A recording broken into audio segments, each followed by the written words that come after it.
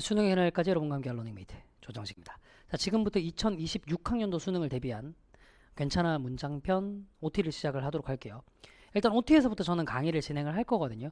근데 강의를 진행하기 전에 이 강좌에 제가 생각하는 적절한 수강 대상에 대한 얘기부터 먼저 얘기를 해보도록 할게요.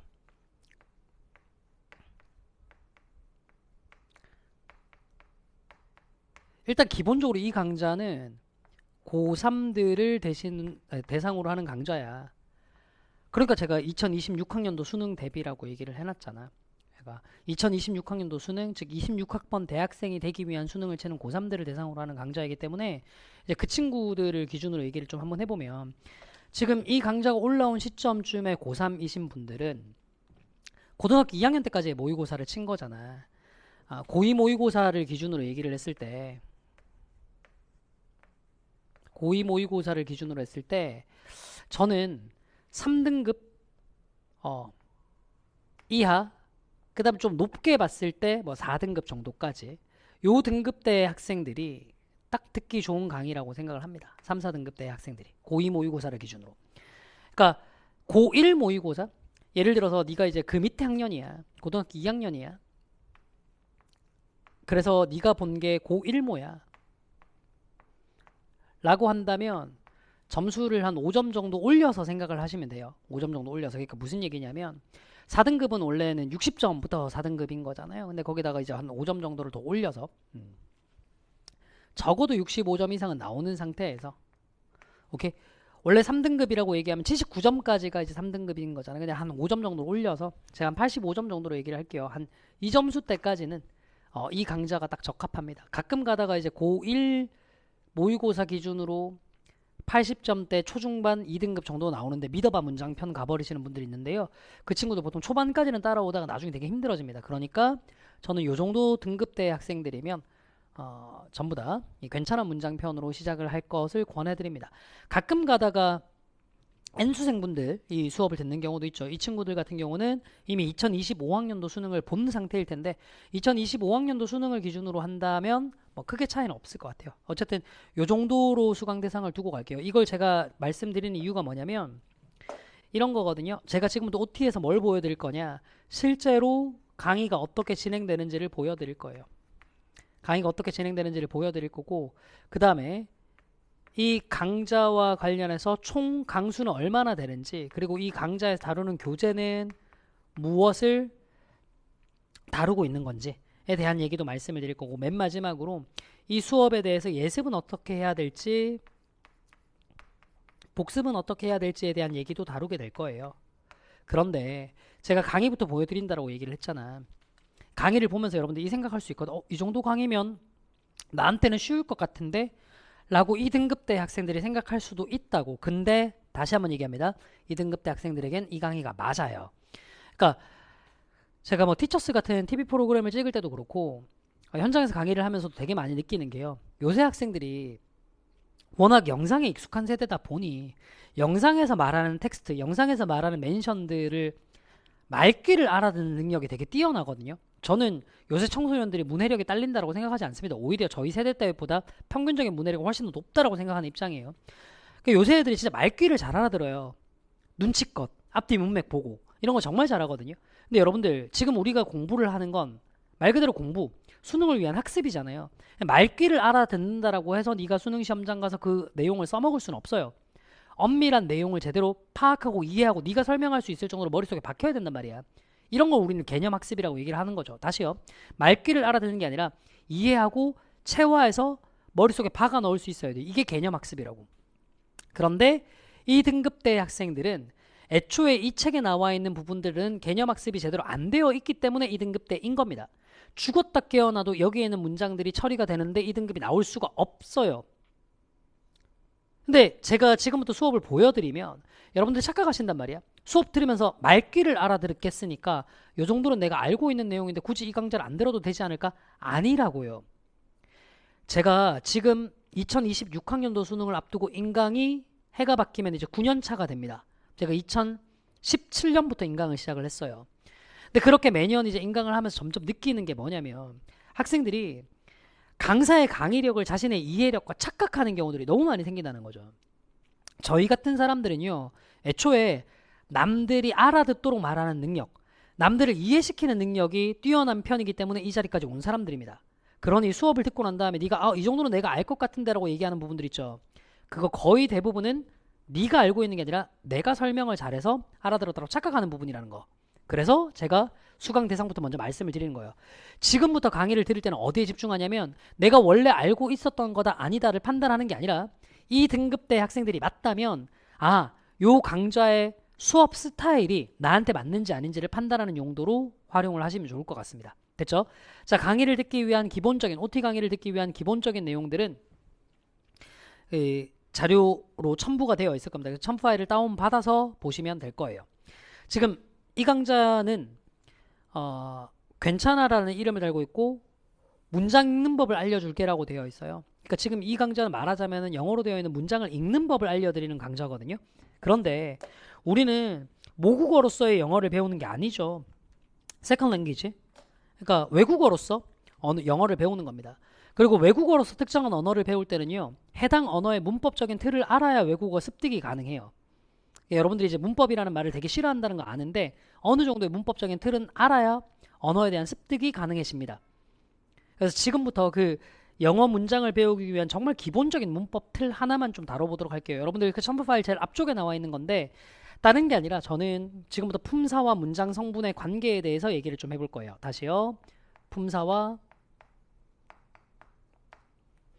문장 성분의 관계예요. 이건 무조건 알고 계셔야 문장의 구조에 대한 이해가 가능하거든요. 이게 강조되는 이유부터 설명을 좀 드리겠습니다. 일단 우리말은요, 어순과 크게 상관이 없는 언어예요. 어순이 없다가 아니라 어순과 크게 상관이 없는 언어라고요. 자, 우리말로 얘기를 한번 해볼게요. 지금부터 제가 4개의 문장을 얘기를 해볼 테니 4문장 중에 의미가 다른 문장 하나 찾는 겁니다. 1, 2, 3, 4번 얘기할게요. 1. 내가 밥을 먹었다. 1. 내가 밥을 먹었다. 2. 밥을 내가 먹었다. 2. 밥을 내가 먹었다. 3. 밥이 나를 먹었다. 3. 밥이 나를 먹었다. 4. 먹었다 내가 밥을. 피디 의미가 달랐던 건 몇 번이죠? 3번이죠. 밥이 나를 먹었다. 이 말도 이상하고 이거는 아예 문장 자체도 성립되지 않는 것 같아요. 보세요. 우리말은 어순이 중요하지 않습니다. 내가 밥을 먹었다라고 하든 밥을 내가 먹었다고 하든 먹었다 내가 밥을 이라고 하든 어순을 어떻게 섞든 간에 세 문장 같은 의미예요. 그런데 2번과 3번 밥을 내가 먹었다와 밥이 나를 먹었다는 밥, 나, 먹었다 같은 어순으로 쓰더라도 의미가 완전 달라집니다. 뭐에 따라서요? 조사에 따라서요. 그러니까 한국어는 조사와 어미에 따라서 의미가 달라지는 언어입니다. 그래서 외국인들이 한국어를 배울 때 제일 중요하게 여겨야 될 문법 체계가 조사와 어미예요. 근데 영어는 완전 다릅니다. 어순이 모든 걸 정하는 문법 체계예요. 생각 한번 해보세요.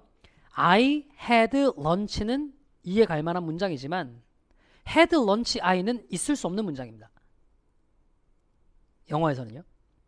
또 얘기를 해볼까요? lunch had I 완전 내용이 바뀌는 이상한 문장이 돼버리죠. 영어는 어순이 절대적입니다. 그 어순의 관계를 알기 위해 제일 먼저 필요한 게 품사와 문장 성분의 관계거든. 이건 우리말에서는 여러분들이 배울 필요가 없는 건데 영어에서는 좀 배워야 돼. 근데 영어에 품사가 여러 개가 있어. 막 8품사가 있다 이런 얘기를 하는데 내가 수업 때 실제로 다루는 품사는 한 5개 정도야. 첫 번째가 뭐냐면 명사. 내가 주로 n이라고 쓸 거야. 이렇게 쓸게. 명사 대명사. 내가 주로 n이라고 쓸게. 이게 뭔지는 알잖아, 그치? 명사라는 건 사람과 사물의 이름을 얘기하는 거고 대명사는 그걸 대체하는 말을 얘기하는 거잖아. he, she, it, they 뭐 이런 거. 그 다음 동사요. 동사는 어떤 동작 혹은 상태를 나타내는 말이죠. 동작을 나타내는 말이 동사라는 건 여러분들 잘 아시거든. 뭐 달리다, 걷다, 뛰다, 점프, 말하다 이런 거 전부 다 동사라는 거 알고 있거든. 그런데 상태를 나타내는 말도 동사입니다. 예를 들면 머무르다. 피디님 머무르다에서 떠오르는 동작이 있나요? 없죠. 이거는 상태를 나타내는 겁니다. 그냥. 오케이? 귀로 들린다. 동작 없죠. 이런 건 상태를 나타내는 거. 그러니까 동작이나 상태를 나타내는 말을 동사라고 합니다. 오케이? 우리말로 해석할 때 뭐뭐다라고 해석되는 친구들을 다 동사라고 하는 거죠. 자, 그 다음에 이제 저는 요걸 V라고 쓰겠습니다. 형용사라는 친구가 있는데요. 우리말과 달라요. 형용사는 어떻게 생각하시면 되냐면 해석이 니은으로 끝나는 말이다. 혹은 뭐뭐의로 끝나는 말이다. 요 정도로 생각해 주시면 됩니다. 그래서 보면 아름다운, 예쁜, 멋진, 놀라운 전부 다 형용사라고요. 얘를 저는 adjective 줄여서 adj라고 쓰도록 할게요. 그리고 부사라는 친구가 있어요. 여러분들은 부사라고 얘기하면 항상 ly만 생각하시는데 부사는 조금 더 범위를 넓혀서 생각해 줄 줄 아셔야 됩니다. 부사는요. 자, 시간을 나타내는 말 다 부사예요.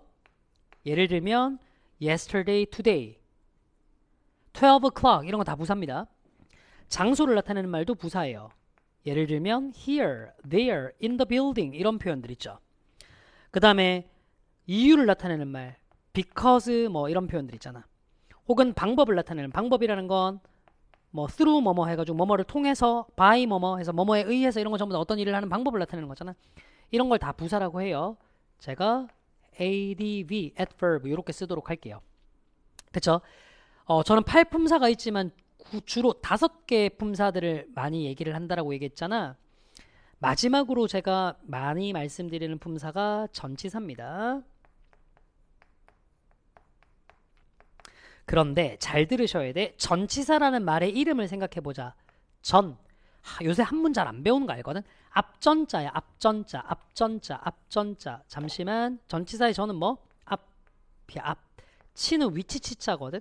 그러니까 전치사라는 말은 어떤 말의 앞에 놓이는 말이라는 거예요. 어떤 말의 앞에 놓이는 말. 전치사는 어떤 말의 앞에 놓이나요? 명사 앞에 놓여요. 그래서 전치사와 명사는 항상 한 덩어리로 움직입니다. 한 덩어리로 움직여요. 다시 전치사와 명사는 어떻게 움직인다고요? 피디님? 한 덩어리로 움직인다고요. 아, 이렇게 한 덩어리로 움직이는데 알아두셔야 될 것. 얘는 한 덩어리로 합쳐서 형용사의 역할을 하거나 부사의 역할을 해요. 다시 전치사 플러스 명사가 한 덩어리로 합쳐서 어떤 역할을 한다고요? 형용사나 부사의 역할을 한다고요. 그러니까 요거는 괄호로 묶어 놓을게요. 왜냐하면 형용사나 부사 설명해버리면 얘 설명은 다 돼버릴 거 아니야. 뭔 말인지 아시겠지? 오케이. 자, 그리고 문장 성분이라는 게 있거든요. 문장에서 정해져 있는 자리라는 건데 다시요. 이건 문장에서 정해져 있는 자리, 좌석 같은 거예요. 딱 정해져 있는 자리. 자, 예를 들어서 어떤 친구가 있냐면 주어라는 자리가 있어요. 여기를 저는 S라고 얘기할 거예요. 서브젝트입니다. 그리고 서술어라는 자리가 있습니다. 원래는 PV라고 쓰는 게 맞는데 저는 이제 줄여서 V라고 써버릴게요. 그리고 목적어라는 자리가 있습니다. 여기서부터 여러분들이 개념을 좀 어려워해요. 목적어가 도대체 뭔가요? 을을이 붙는 말. 틀린 건 아닌데 너무 일부만 설명하는 거지. 목적어라는 건 뭐냐면 동작의 대상을 얘기하는 거야. 다시 목적어가 뭘 얘기하는 거라고? 동작 대상을 얘기하는 거라니까. 예를 들어서 이렇게 얘기해보자. 나는 그녀를 사랑한다. 나는 그녀를 사랑한다. 나는 그녀를 사랑한다. 피디님 주어가 누구예요? 나. 동사 뭐예요? 사랑한다. 그렇죠. 주어 동사는 진짜 한국인이면 다 잡아내요. 근데 내가 사랑하는 대상이 누구예요? 그녀죠. 이게 목적어라고요. 아, 해석상 그녀를 이니까 을을이 붙는 말 맞네. 근데 다르게도 얘기해볼까? 내가 교실에 다가섰다.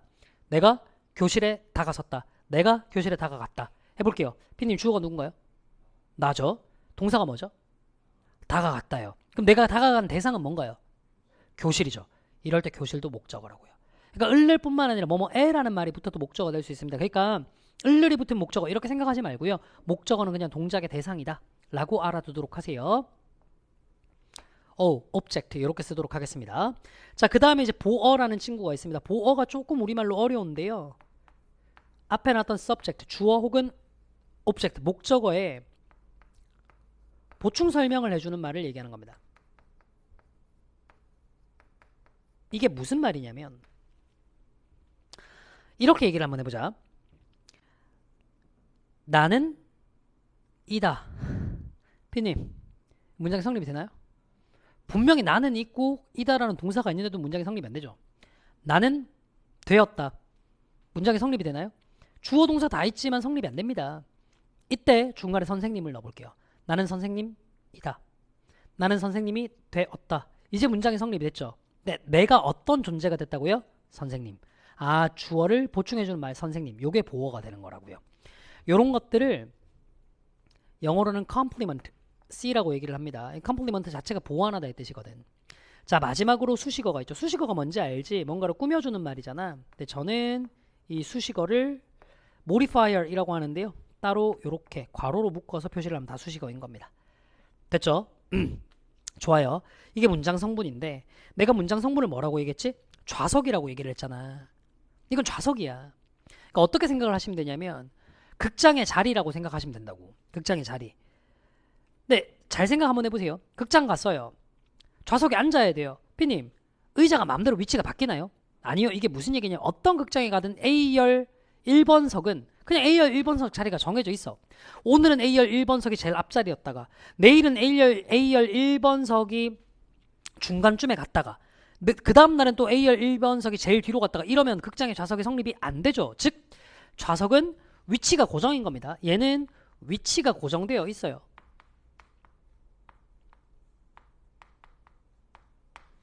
됐죠? 위치가 고정되어 있으면 얘는 무조건 위치가 고정되어 있어요. 위치가 어떤 식으로 고정되어 있냐. 잘 보세요. 주어는 문장 제일 앞으로 가야 됩니다. 동사는 그 다음에 써야 돼요. 목적어나 보어는 이 다음에 써야 됩니다. 괜찮나요? 그러면 수식어는 어디에다가 써야 되나요? 아, 피수식어. 여기서 피수식어라고 얘기를 하면 수식 받는 말을 얘기하는 거야. 얘의 앞이나 뒤에 쓰이는 게 기본이야. 이렇게 위치가 정해져 있다니까. 아까도 말씀드렸듯이 영어는 어순이 절대적이라고요. 이렇게 위치를 정해놓는다니까. 그런데 품사는요. 비유해보자면 그 좌석을 구매한 극장에 가는 사람 같은 존재예요. 생각해보면 알겠지만 아니 극장에 갈 때마다 좌석이 항상 고정되어 있는 건 아니잖아요. 예를 들어서 야 조정식은 압구정 CGV 가면 무조건 몇 관이 됐든 B열 7번 자리에 앉아. 피님 이런 거 있을 수 있나요? 없죠. 그러니까 얘는 어떤 티켓을 사느냐에 따라서 극장의 좌석이 좀 다르게 정해질 수 있는 거예요. 뭔 말인지 알겠지? 자, 그런데 제일 먼저 얘는요 동사라는 놈은요 항상 티켓 한 장만 사요. 맨날 똑같은 티켓만 사요. 뭐 살지 딱 느껴지지 않니? 얘는 서술어라는 티켓만 삽니다. 얘는 그냥 그런 애예요. 부사도요 맨날 수식어라는 티켓만 사요. 얘는 정해져 있어요. 근데 명사랑 형용사는 그때그때 가지는 티켓이 좀 달라. 특히나 명사 같은 애들은 좀 어떤 애냐면 돈이 좀 많아. 그 티켓을 한 번에 여러 장을 사버린다. 어떻게 사? 주어 티켓도 가지고 있고요. 목적어 티켓도 가지고 있고요. 보어 티켓도 있어서 이 세 자리 중 어디든 골라서 들어갑니다. 형용사는요. 자, 여러분들 잘 아실 텐데 수식어 티켓에 들어갈 수 있는데 요걸 아셔야 돼. 보어 자리에도 들어갈 수 있어요. 티켓 2장 가지고 있는 애라고. 됐죠? 이게 품사와 문장 성분의 관계야.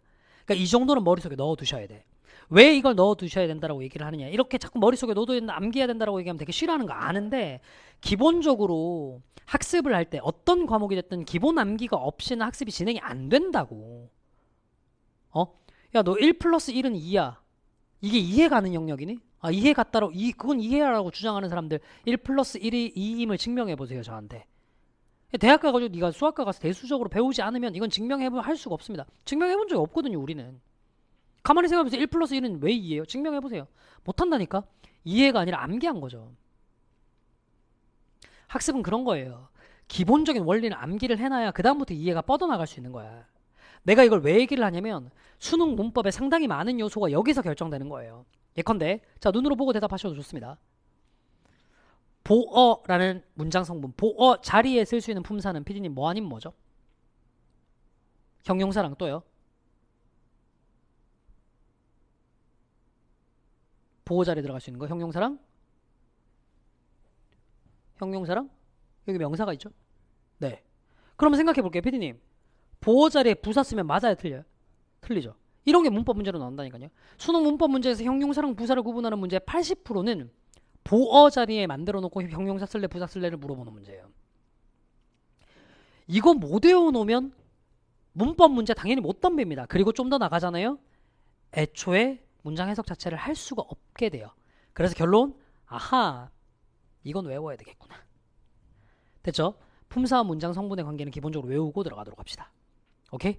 자, 요거 잘 외워놓고 들어가시면 되는데 그냥 덮어놓고 외우는 것도 좋지만 수업 복습하면서 외우도록 하시고 수업에서 계속 반복되는 영역을 보면서 외우시는 것도 좋아요.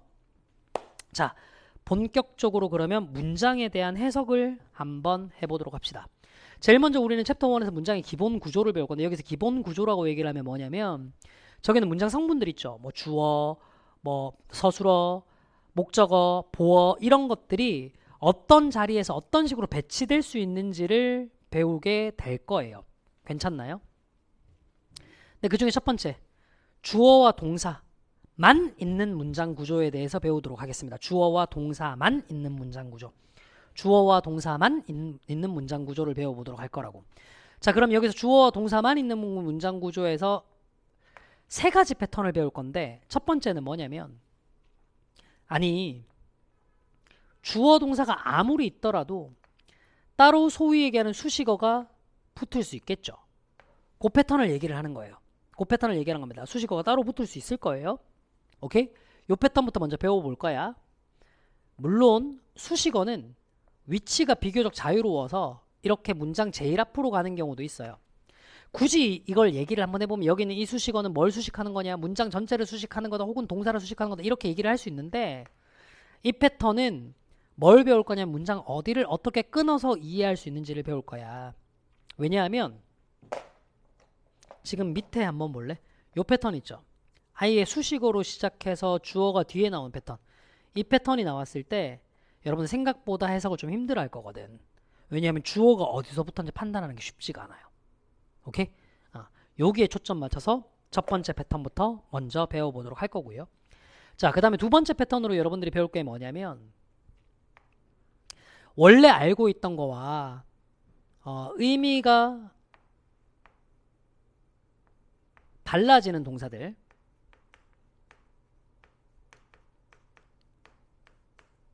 요거 좀 배워볼 거예요. 예를 들면 이런 거야. 두. 피디님 무슨 뜻이요? 두? 하다. 근데 두라는 동사를 한번 보면요. 이렇게 되잖아요. I do. 나는 한다. 피디님 문장에 다 전달된 것 같아요. 뭔가 모자란 느낌이요. 모자란 느낌이죠. I do 내가 해. 내가 뭘 하는지를 얘기해야 될 거 아닙니까? I do my best. 나는 최선을 다한다. I do my homework. 난 내 숙제를 한다. 이렇게 뭔가 뒤에 하는 대상이 뭔지 다시 내가 do 하는 대상이 뭔지 동작의 대상에 해당하는 목적어가 따라 나와야 된다고요. 그런데 이런 경우가 있어. A glass of water, a glass of water, a glass of water. 물 한 잔이죠. Will do. 물 한 잔에 할 것이다. 피님 이거 말 돼요? 안 돼요? 안 되죠. 근데 이 문장 완벽한 문장이거든요. 왜요? 이때 두의 의미가 달라요. 아, 충분하다는 뜻입니다. A glass of water will do. 물 한 잔이면 충분할 거예요. 라는 의미가 됩니다. 이런 식으로 의미가 달라지는 동사들을 좀 배워볼 거예요. 네가 알고 있던 동사들과 의미가 좀 달라지는 동사들. 여기서 필요한 게 뭘까요? 암기죠. 당연히 네가 원래 알고 있던 거랑 의미가 달라지는 동사들은 그냥 외우셔야 됩니다. 그래서 이 파트는 조금 암기가 필요한 파트고요. 세 번째는 조금 특이한 어순을 배워보도록 할 거예요. 됐나요? 자, 첫 번째 파트부터 한번 가보도록 하겠습니다. 주어 동사로 이루어져 있는데 수식어가 붙을 수 있는 경우다. 얘들아, 항상 문장을 읽을 때 주어 동사를 정확하게 판단을 해주셔야 돼. 근데 주어 동사 판단할 때 야, 이 문장의 주어가 어디까지야? 이렇게 판단하면 되게 쉽지 않거든. 뭐부터 항상 찾아줘야 되면 동사부터 찾아줘야 돼. 문장 해석이 힘들면 항상 뭐부터 찾는다고요? 동사부터요. 그럼 동사 앞쪽은 전부 다 뭐인 건데? 주어인 거야. 뭔 말인지 알겠지? 이 문장 동사 찾아볼래? 뭔데요? lie죠. 그럼 요 앞까지가 전체가 주어인 거예요. 괜찮아? 됐어? 오케이. 그래서 한 번에 읽을 수 있으면 베스트인데 너무 힘들면 동사 다음은 한번 끊어줘도 돼. 다시 한 번에 읽을 수 있는 게 베스트지만 너무 힘들면 동사 다음은 한번 끊어주셔도 된다고요. 바로 가볼까요? Deposits of oil lie. 석유의 deposit, 퇴적층들이 lie, 놓여 있어. Under the tundra of Alaska. 알래스카의 툰드라 아래. 됐죠? 뭔지 알죠? 알래스카라는 데 있는데 여기 툰드라 아래에 보면 석유 퇴적층이 있나 봐요. 다음 연습해 봅시다. 문장의 동사가 뭐예요? can emerge. 그 앞까지가 주어겠구나. 근데 요거 형광펜 하나만 줄래? effect라는 말에 단어 하나 외우고 들어갑시다. effect는요, 첫 번째 영향이라는 뜻이 있습니다. 근데 영향이라는 말로 쓸 때는 주로 뒤에 on이 붙어요. 그래서 어떻게 해석된다? 뭐뭐에 대한 영향 이렇게 쓰인다고. 예를 들어서 있죠. 그녀의 나에 대한 영향, her influence on me, her effect on me 이렇게 쓴다고요. 됐죠? 두 번째, 이게 효과라는 뜻이 있습니다. 특수효과, special effect, 음향효과, sound effect죠. 세 번째, 요렇게 한번 써볼까요? cause 하면 원인이라는 뜻이 있잖아. and effect. 원인과 피디님 뭘까요? 네, effect의 결과라는 뜻이 있어요. 여러분들 제발 부탁이니까 제가 피디님께 자꾸 질문하는 거 불편하지 말아주세요. 제가 피디님이랑 내가 아까 인간 9년차 뭐 이런 얘기를 했었잖아. 1년차부터 계속 같이 하고 있어. 우리 오래 봤어요. 거의 10년 가까이 봤어요. 그리고 지금 이게 스튜디오 버전이라서 내가 뭐 학생들이 제대로 이해했는지 아닌지 알 수 없잖아. 내가 물어볼 수 있는 건 피디님의 이해도밖에 없어요. 즉 이펙트는 이렇게 세 가지 의미로 쓰일 수 있는데 요 문장에서는 요 뜻으로 해석하는 게 제일 자연스럽습니다. 제가 앞으로 이제 어떤 여러 개의 의미를 가지고 있는 다의어 설명하다가 단어 뜻을 체크하잖아요. 그러면 이 문장에서 쓰인 의미가 그거라는 거야. 알겠지? 그래서 가보자. 독점 효과가 발생할 수 있어. 노동시장에서. 괜찮니? 지금 문장을 읽고 난 다음에 그냥 해석이 문제가 아니라 이해를 할 줄 아셔야 돼. 노동시장이 뭐예요? 그러니까 노동시장이라는 건 말 그대로 얘기를 하면 사람이 직업을 구하는 시장을 얘기하는 거야. 다른 말로 얘기할게. 직장이 거기에서 일하는 사람을 구해야 되는 시장이라고요. 뭔 말인지 알겠지? 다시요. 어떤 여러 기업들이 있어. 기업들에서 일할 만한 사람을 찾아야 되잖아. 그 일하는 사람을 찾을 수 있는 시장이 레이버 마켓, 노동시장입니다. 됐나요? 거기에서도 독점 효과가 있을 수 있다고요. 피디님 이게 무슨 말이야? 이런 걸 얘기하는 거죠. 예를 들어서 뭐 저희 같은 강사라는 직업이야. 저 말고 다른 사람을 갖다 놔도 이제 강사 일을 할 수 있겠지만 이런 거 한번 생각해 봅시다. 세계 최초로, 그러니까 아직 이루어지지 않은 일이에요. 세계 최초로 완벽하게 인간처럼 사고할 수 있는 인공지능을 만들 수 있는 개발자가 딱 한 명 있다고 칩시다. 다시요. 완벽하게 인간처럼 생각하는 인공지능을 만들 수 있는 개발자가 딱 한 명 있다고 칩시다. 피디님 개발자 몇 명 있다고요? 한 명이요. 그리고 이 인공지능을 활용하고 싶으면 누구를 고용해야 돼요? 이 사람 고용할 수밖에 없잖아요. 독점적인 지위를 가지는 사람이겠네. 이렇게 노동시장에서도 독점 효과가 발생할 수 있다고요. 됐죠? 자, 다음 3번 한번 가보도록 할게. 문장의 동사가 뭐예요? 항상 말씀드리잖아. 동사부터 찾아야 된다고. came. 요 앞까지 전체가 주어인 거야. 됐지? 자, 이거 liberalization이라는 단어는 자유화라는 뜻입니다. 이거 좀 알아두시면 좋은데요. 원래 지금 어떤 단어 뒤에 IZE 혹은 ISE 이렇게 붙잖아요. 그냥 미국식이냐 영국식이냐의 차이다. 이렇게 되면 전부 다 뭐뭐화하다의 뜻이에요. liberalize, 자유화하다. liberalization, 자유화. 이렇게 되는 거죠. 오케이. 바로 갑시다. The East Asian crisis of the late 1990s came. 1990년대 후반 동아시아의 위기가 왔다. 즉 1990년대 후반에 동아시아의 위기가 발생했다는 거예요. In the wake of the liberalization. 자유화의 깨어남 속에서. 그러니까 동아시아 국가라고 얘기를 하면 그냥 아시아 동쪽에 있는 나라들 얘기하는 겁니다. 동북아시아, 동남아시아 쪽 얘기를 하는 거거든요.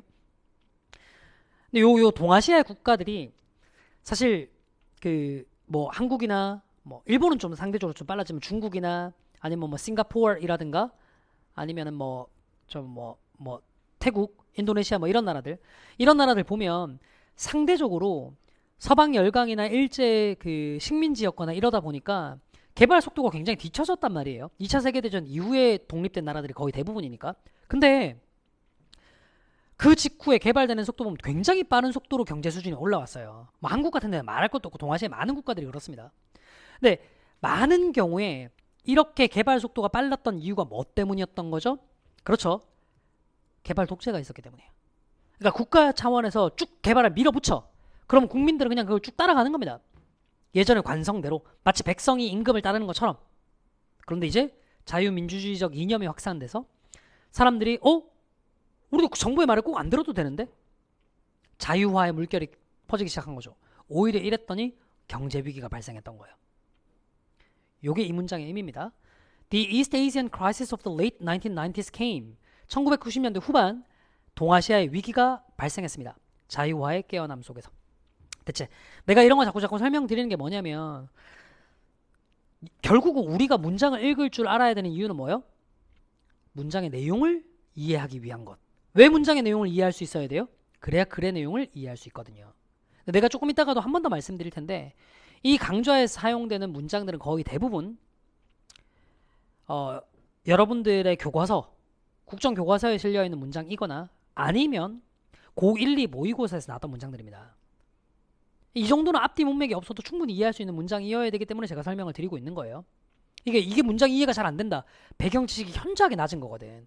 근데 간혹 가다가 이제 국어 공부를 하다 보면 국어 지문을 읽는데 배경 지식은 필요 없다 라고 얘기하시는 분들인데 저는 그 말에 일견 동의하고 일견은 반대합니다. 왜냐하면 어느 정도 상식적인 배경 지식은 있어야 글을 읽을 수 있어요. 그럼 생각해봐봐. 상식적인 배경 지식이 없어도 글을 읽을 수 있다고 얘기를 하면 제 큰아들이 지금 2025년이 되면 초등학교 3학년이 될 거거든요. 이 초등학교 3학년짜리가 피디님 수능에 나오는 비문학, 국어형의 비문학 읽으면 이해할 수 있을 거라고 생각해요? 왜 이해 못할까요? 글자 다 읽을 수 있는데. 보세요. 배경 지식이 없으니까 그렇다니까요. 어느 정도 삶의 경험에 따라서 응당히 갖춰야 될 배경 지식은 있어야 수능 지문도 교과서도 이해할 수 있습니다. 저는 그 정도만 상식선에서 설명을 드릴 거예요. 오케이? 다음 가봅시다. 4번이요. 잘 보셔야 합니다. 이 문장 별표 칠게요. 문장의 동사가 뭐예요? cannot function이에요. 그럼 그 앞에가 주어겠네요? 그 앞에 명사 뭐 있어요? 그래요. our enzyme, 엔자임 효소라는 뜻입니다. 이게 문장의 주어입니다. 그럼 그 앞에까지는 뭔가요? 전부 다 수식어예요. 아니나 다를까 볼래? 전치사 플러스 명사지. 전치사 플러스 명사지. 수식어라고. 이 구조. 힘들면 주어 앞에서 끊어가라. 네, 4번 보기 전에 얘기를 한번 해보자. 5번부터 먼저 한번 가보자. 이건 상대적으로 쉬울걸. and를 사이에 두고 문장이 두 개가 연결된 건데 and 앞쪽에서 볼래? 동사가 뭔데? disappeared잖아. 그 앞에 주어 뭘 것 같니? gaslighting in homes. 이게 주어라고. 얘는 상대적으로 찾기가 쉬워. 왜? 컴마를 찍어놨거든. 근데 얘는 지금 요 앞에 컴마가 없으니까 해석이 좀 힘들잖아요. 그래서 문장 구조가 꽤나 까다로운 편인 겁니다. 이게 실제로 고등학교 2학년 모의고사의 순서 문제에서 나왔던 문장인데 처리 좀 할 줄 아셔야 돼. 여기서 끊어가는 겁니다. 가봅시다. At only a few degree, 약간의 온도, above or below normal body temperature, 그러니까 평범한 체온보다 약간 더 높거나 약간 더 낮은 온도. 그러니까 평범한 체온은 36도에서 37도 사이로 본다면 이거보다 조금 더 높은 온도, 38, 9도, 조금 더 낮은 온도, 34, 5도. 이 정도 온도에서 우리의 효소들은 cannot function properly, 적절하게 기능하지 않을 수 있다. 그러니까 체온이 조금만 변해도 효소는 제대로 기능이 안 될 수 있는 거예요. 다음 볼게요. 전구의 발명 이후에 집에서의 가스라이팅, 가스 불 켜는 거죠. 이건 곧 사라졌어요. 당연하죠. 이미 전구가 있는데 가스로 불을 켜야 될 일이 없잖아. And death rate from house fire. 그래요. 이 집에 불이 나는 것으로부터의 사망률도 decreased accordingly. 따라서 줄어들었다. 그럼 PD님, 이 문장에서 한 번만 추측 한번 해볼까요? 이 정도는 상식적인 추측할 줄 아셔야 됩니다. 다시 머릿속에 넣으세요. 저는 문장 읽는 법을 가르쳐 드리겠다고 했습니다. 여러분들. 그리고 이 문장 읽는 법이라는 건 문장을 우리말로 옮기는 능력이 아니라 문장을 이해하는 능력이야. 학년이 올라가면 알겠지만 지금 이 강좌를 듣는 중학생들도 꽤 많은 걸로 알고 있는데 중학교 때는 몰라요. 중학교 교과서는요. 해석할 수 있으면 이해할 수 있거든요. 근데 고등학생 여러분들 아시잖아요. 모의고사 문제 풀 때 제일 짜증나는 게 뭐예요? 해석해놓고도 무슨 말인지 모르겠다죠. 생각하는 능력이 딸려서 그래요. 그러니까 여러분들의 어렸을 때부터 독해력, 독서력 이런 것도 영향을 미치겠지만 제일 큰 게 뭐냐면 영어 문장을 읽고 생각을 안 해봐서 그래요. 우리가 수능에서 봐야 될 문장들은 전부 아카데믹한 문장들, 읽고 생각할 줄 아는 문장이어야 됩니다. 그래서 제가 수업 때 이렇게 생각하는 거 시킬 거예요. 자, 첫 문장 다시 한번 읽어볼게요. 잘 보세요. 잘 보셔야 됩니다. 자, light bulb, 전구가 발명된 이후 가스 등은 집에서 점점 더 사라졌어요. 그리고 집에서 불이 나서 사망하는 경우도 엄청 줄어들었대요. 질문, 피디님 같이 생각해 보세요. 집에 화재를 유발할 만한 되게 중요한 요인이 뭐였을까요? 그렇죠, 딱 가스등이었겠죠. 괜찮아요. 아, 가스등은 집에서 화재를 유발할 수 있을까? 아, 당연하죠. 기름으로 불을 붙여야 되니까. 이거랑 전구랑은 다르잖아요.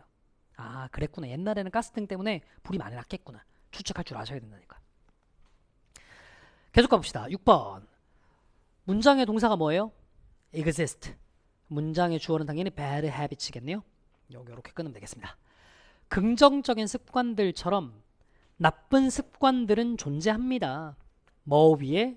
easy to change. 변화하기 쉬운 것과 hard to change. 변화하기 어려운 연속체 위에서.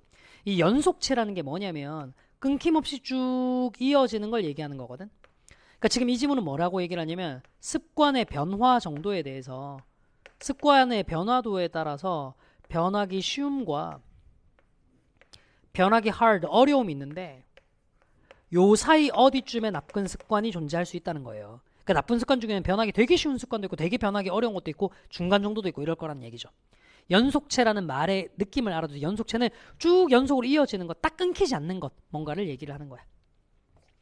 됐죠? 오케이. 자, 이제 의미에 주목해야 될 동사인데 제가 여기는 말씀드렸잖아. 그냥 구조보다는 암기에 위주를 두면 돼. 암기에 초점을 두면 돼. 암기하셔야 돼. 같이 외우고 들어가도록 합시다. 가볼게요. 제일 먼저 제가 아까 말씀드렸던 do입니다. 원래 do는 뭐뭐를 하다라는 뜻으로 써서 뒤에 소위 얘기하는 목적어가 따라 나와야 되거든. 근데 그게 없네. 이때 do는 충분하다의 뜻이에요. 잘 외우셔야 합니다. 잘 외우셔야 해요. 그 다음에 pay 한번 가보도록 할게요. pay가 원래 무슨 뜻이지? 지불하다란 뜻이. 근데 이것도 한번 생각해봐. 내가 지불했다. 피디님 문장이 다 전달이 되나요? 뭘 지불했는지 따라 나와야 될 거잖아요. 또 원래 pay도 뒤에 목적어가 있어야 되거든. 근데 없네. 이렇게 된 pay는 이익이 되다의 뜻이에요. 가치 있다라는 뜻이라고. 자, 여기서 그대로 같이 따라 나온 말이 pay off입니다. off라는 말은 분리를 나타내. 너네 오프라인이란 말 들어봤지, 그치? 온라인이 뭐예요? 인터넷상으로 일어나는 거잖아. 봐, 인터넷 선이 있어야 되는 게 온라인, 오프라인. 인터넷상과 분리되어 있는 세상, 현실 세계를 얘기하는 거죠. pay off는 어떤 거냐면 어떤 사람이 사업을 시작을 했어. 아, 이런 거 생각해 보시면 됩니다. 보통 이제 TV에 나오면 백종원님 같은 분들이 나와가지고 이제 막 그 식당 차리신 분들한테 이것저것 어떻게 경영하면 좋을지에 대한 충고를 해주죠. 근데 생각해 보세요. 백종원님이 솔루션을 줬어요. 근데 백종원님의 솔루션과 이제 분리되어서도 식당이 페이, 계속 이익을 내네요. 그럼 솔루션이 뭐한 겁니까? 성공한 거죠. 피디 무슨 말인지 알겠죠? 오케이. 페이오프는 효과 있다, 성공하다의 뜻입니다.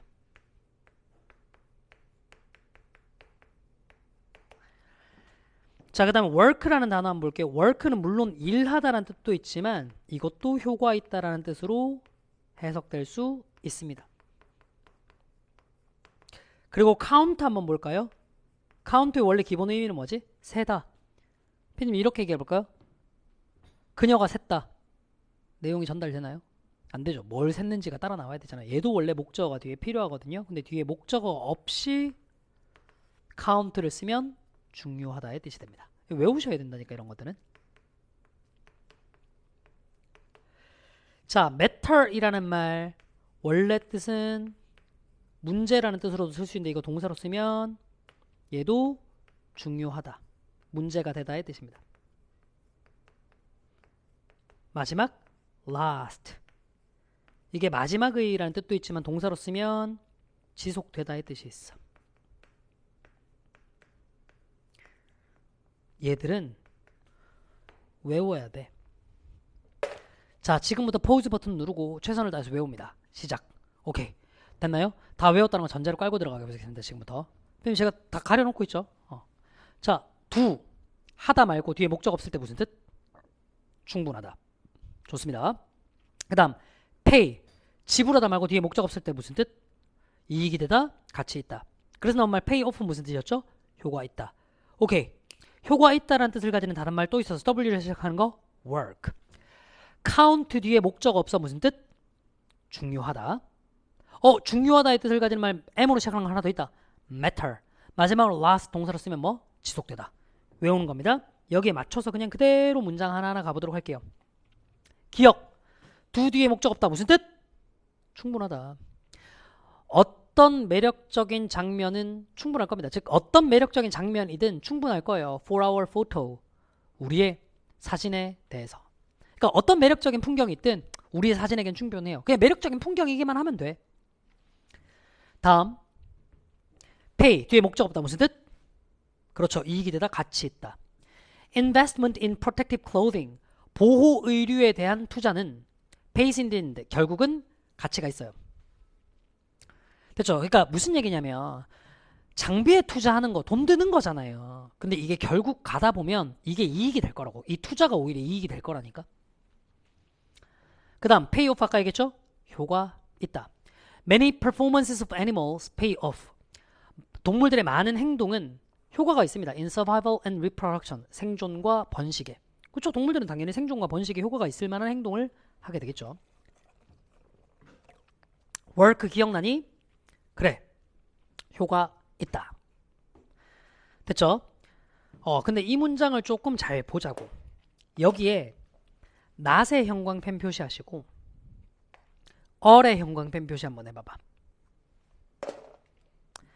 자, not 같은 말들은 우리는 조금 어려운 말로 부정어라고 얘기를 하지? not, no, never 같은 말. 여기다가 뒤에 100%를 나타내는 말이 따라 나와. 100%가 뭔데? 예외 없이라는 거 있잖아. always. 뭐 all, every, both 이런 말. 강사야, both가 왜 100%야? both가 무슨 뜻인데? 둘 다. 그냥 둘이 아니잖아. 둘 다잖아.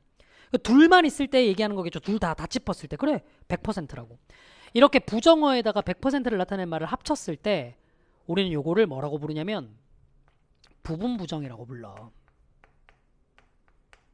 요거는 문법적인 게 아니라 해석의 뉘앙스를 잘 이해하셔야 돼. 이 부분 부정을 영미권에 있는 사람들이 아카데믹한 글, 그러니까 우리가 수능에서 보는 글 같은 거 쓸 때 참 많이 쓰는데 한국인들은 이 뉘앙스를 파악을 못해서 제대로 문장을 이해를 못하는 경우들이 많거든.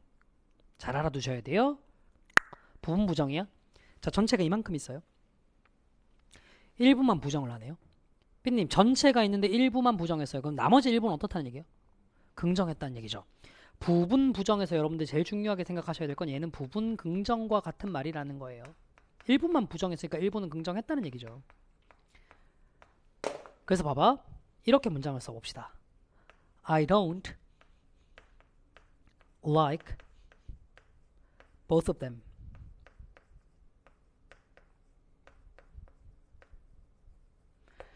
이거 한국인들한테 해석시켜 봤을 때 제일 많이 나오는 오역이 나는 그들 둘 다 안 좋아야. 나는 그들 둘 다 안 좋아라고 얘기하면 필름 두 사람 다 싫다는 얘기가 되잖아요. 이건 전체 부정입니다. 틀렸어요. 왜요? 다시 한번 잘 보세요. 부정어 있죠? 어머나 100%를 나타내는 말이 같이 있죠? 피님 무슨 부정이어야 된다고요? 부분 부정이에요. 즉 그들 중 두 사람 중에 일부, 두 사람 중 일부 몇 명이에요, 피디님? 한 명만 부정하는 거예요. 한 명은 안 좋아, 나머지 한 명은 어떻다고요? 좋다고요. 아니면 최소 뭐 그냥 그저 그렇다, 안 좋진 않은 상태, 이 정도예요. 그래서 부분 부정을 깔끔하게 해석해 주려면 이렇게 해석해 줄 줄 아셔야 된다고. 다 뭐뭐 한 것은 아니다.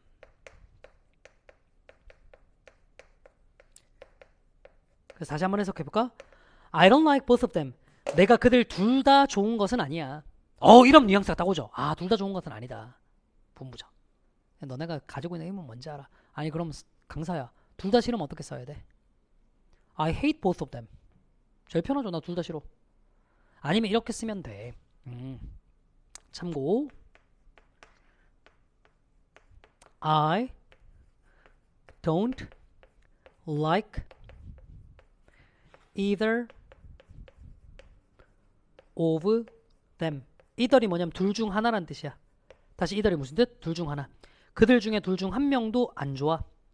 그들 둘 중 한 명도 안 좋아. 그러니까 둘 다 싫다라는 얘기가 되는 거죠. 됐죠? 오케이. 자, 그래서 문장을 다시 한번 해석해 볼게요. The high illumination levels do not work.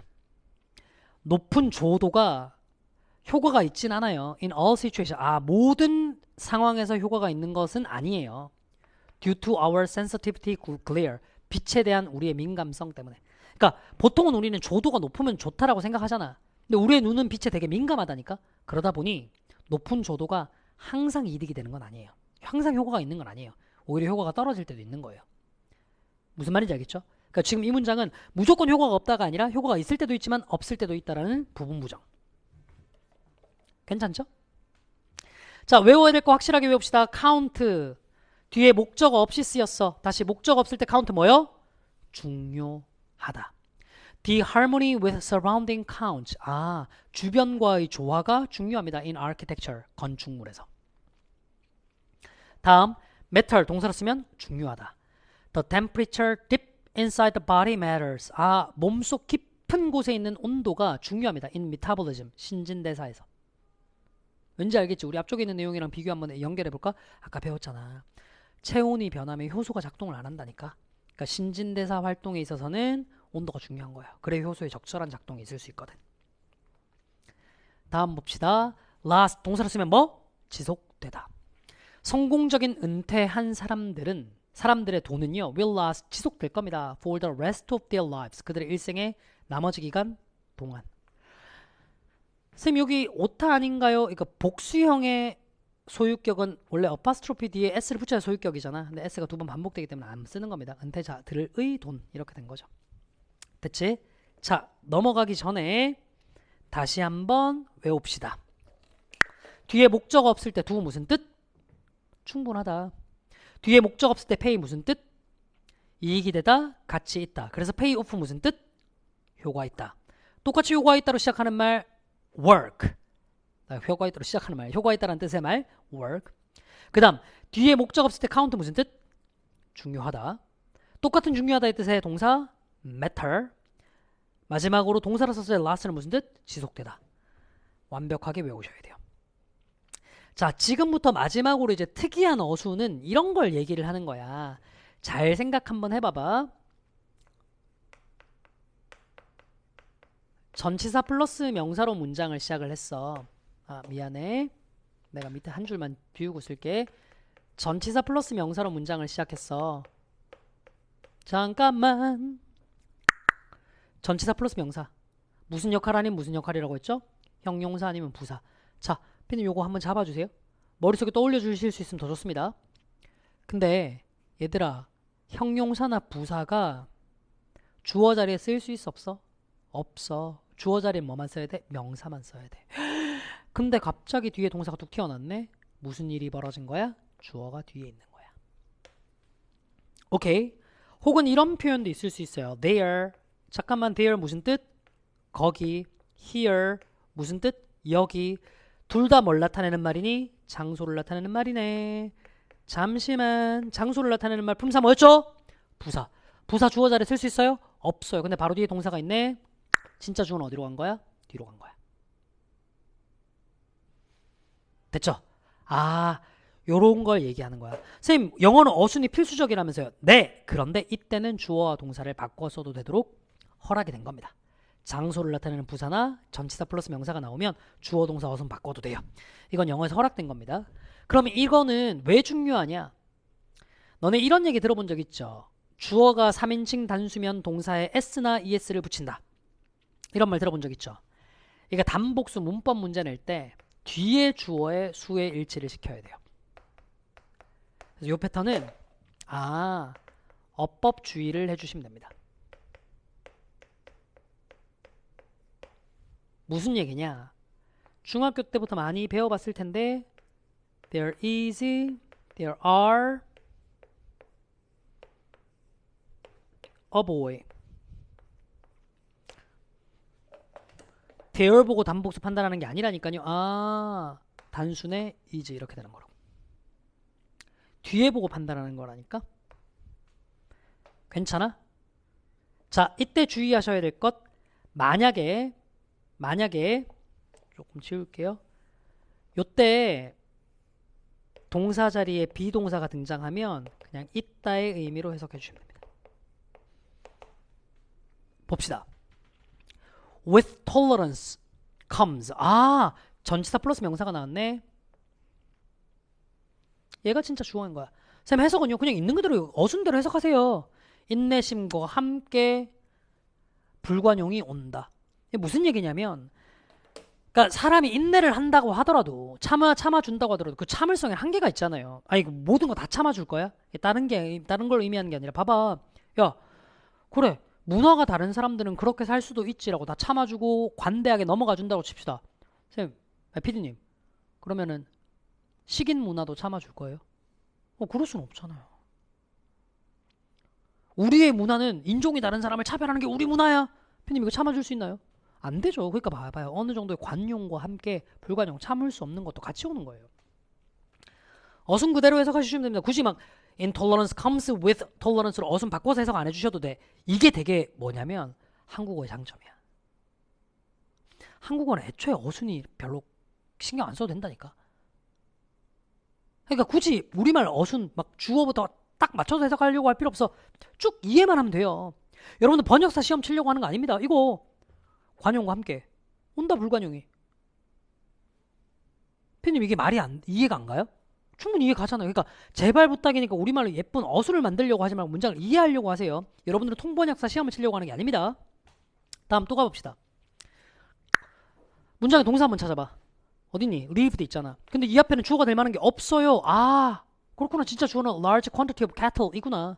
그냥 그대로 해석 그대로 가봅시다.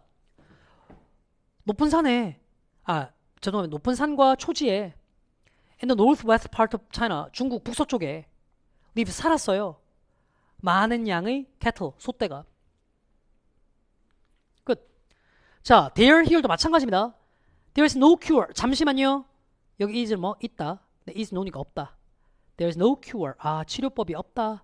For the ills of ownership. 소유의 질병에 대해서는. 그러니까 무슨 얘기냐면 뭔가를 굉장히 많이 소유하고 싶어서 막 병에 걸렸어. 난 이것도 갖고 싶고 저것도 갖고 싶어. 마음의 질병이겠죠. 이거 어떻게 치료해줘요? 그거 가지게 되면 딴 것도 필요할 또 가지고 싶을 텐데. 그 얘기입니다. 다음, here exists an inherent logical inconsistency. inconsistency 불일치죠.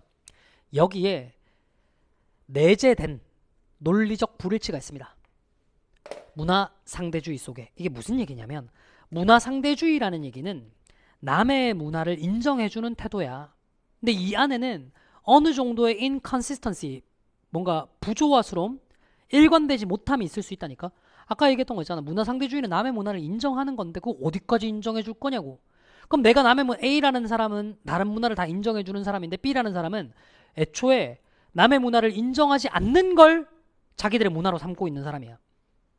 그러면 A라는 사람이 B라는 사람의 문화도 인정해줘야 돼. 그걸 인정해줘버리는 순간 내 문화 인정을 못 받는데 상대주의가 깨지는데 봐. 그러니까 문화 상대주의는 어느 정도 비일관성이 있을 수밖에 없다고요. 인정해주지 못하는 영역도 있을 수밖에 없다니까. 요렇게 되는 거죠. 자, 그 다음 18번 문장인데 여기 룸에다가 형광펜 표시 한번 해봅시다. 룸에다가 형광펜 표시 한번 해봅시다. 원래 룸이라는 게 방이라는 뜻이 있죠. 근데 방이라는 뜻으로 쓰이려면 룸이라고 쓰거나 혹은 룸스라고 써야죠. 왜냐하면 방은 한 개, 두 개, 여러 개 셀 수 있거든. 근데 앞에 어도 없는데 복수형도 아니네. 그러면 이때 룸은 뭐냐? 첫 번째, 공간이라는 뜻이 있고요. 뭐 이 뜻은 별로 어렵지 않아. 뭐 방이 공간이지. 두 번째 뜻을 잘 알아두셔야 되고 이 문장에 쓰인 뜻입니다. 여지라는 뜻이에요. 여지. 예문 한번 적어볼까요? There is no room for doubt. 이렇게 써볼게요. 뭐 할 여지가 없다? 그렇지. 의심을 위한 여지가 없다. 즉 의심할 여지가 없다. 확실하다는 뜻이에요. 가볼게요.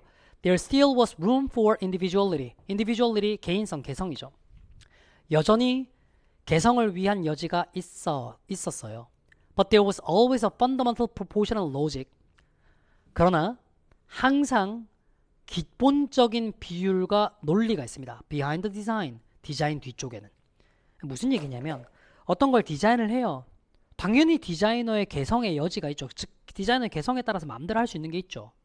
근데 개성을 지킨다 하더라도 그 디자인 뒤에는 기본적인 근본적인 비율, 근본적인 논리 같은 게 있어야 되죠. 야, 이거 무슨 얘기냐면 상식적으로 생각해봐. 피님, 건물 만들려고 할 때요. 건물의 넓이와 한 층 한 층만 얘기하는 겁니다. 건물의 넓이와 높이 중에 한 층만 기준으로 얘기해. 뭐가 더 중요할 것 같아요? 뭐가 더 커야 돼요? 넓이가 더 커야죠. 근데 생각해봐. 반대로 수직이 더 큰 건물 만들어. 잘못된 건 아닌데 그 속에서 사람이 안정적으로 살 수 있겠냐고.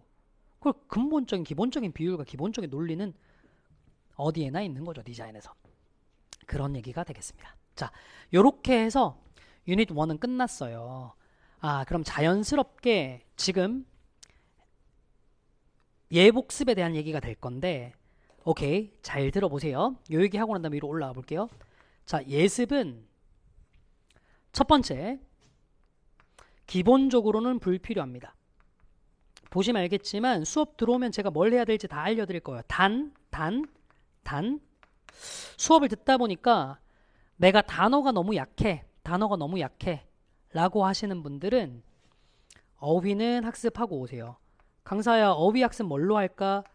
교재를 보시면 이미 교재를 사서 보고 계시는 분들이 있을 텐데 제일 앞쪽에 각 유닛별로 여러분들이 외워야 될 단어를 먼저 다 정리를 해놨습니다. 거기에 해당하는 단어부터 다 외우고 수업 들어오시면 효과가 배가가 되겠죠. 그런데 매번 이 exercise 파트 있죠. 이거는 미리 풀고 수업을 들으러 오셔야 합니다.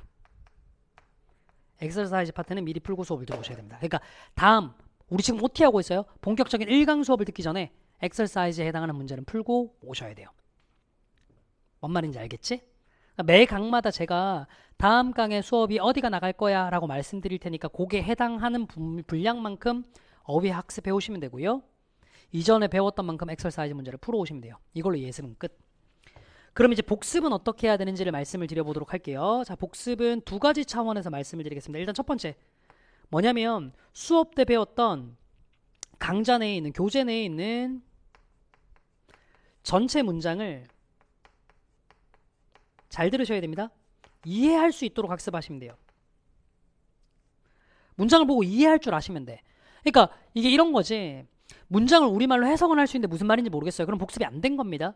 강사야, 그럼 내가 수업을 다 들었을 때까지만 해도 이해가 됐던 것 같은데 다시 혼자 보니까 이해가 안 되는 게 있어. 어떻게 해야 돼? 강좌를 다시 들어보거나 아니면 Q&A 게시판에 남기셔야 되겠죠. 문장을 이해하는 게 학습 목표입니다.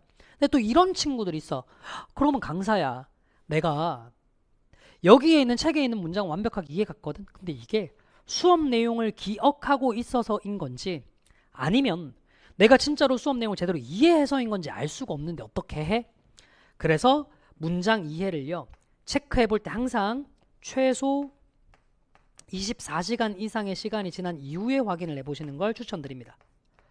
수업 직후에 바로 복습을 하면요, 기억에 오래 남는 효과가 있지만 반대로 또 이런 문장 수업에서는 수업 들었던 내용을 그 자리에서 다시 보게 돼가지고 그냥 수업 내용을 앵무새처럼 머릿속에서 반복하는 효과만 나올 수도 있거든.